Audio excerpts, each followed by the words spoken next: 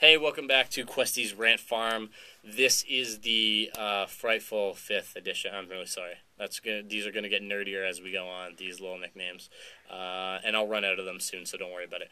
I want to talk about something that writers do, or should do rather. I'm sure it's going on in the industry now, but it has to be thought of more.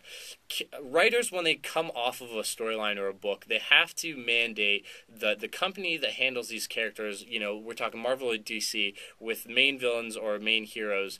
When they're brought up by certain writers, they have to be handled in such a way that if the next writing team has to agree to certain guidelines. I'll give you some examples.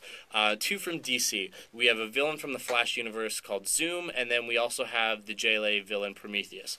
Now, when Prometheus came onto the JLA scene, he was supposed to be able to take out the whole JLA by himself, okay? Except for Catwoman kicked him in the nads, and that ended the storyline pretty much. But other than that, he was really badass. And when he went on to go into Gotham Knights, he was a wimp. And he ended up palling around with Hush, and they even turned Hush into a wimp. And the storyline stunk, and it made awesome villains into cheap little kind of 2-bit hoods that nickel and dime and push over grannies for their purses and stuff. It's just terrible. It's bad.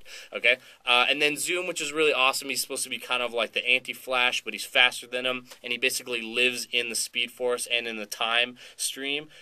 He's yellow costume, which is kind of like, but he's wicked. And then the next time that you saw Zoom, he was showing up in, like, I don't know, 52 or in Final Crisis as, like,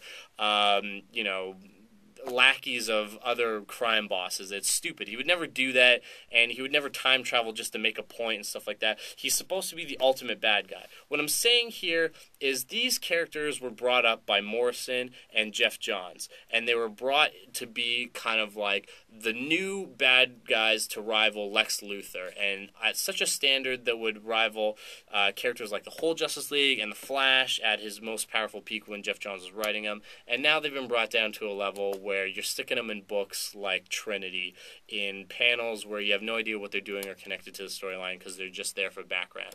And companies have to start making agreements with the writers that those characters remain to be a big, big deal. There better not be a heart wipe on this, Jeff. That's all I'm saying.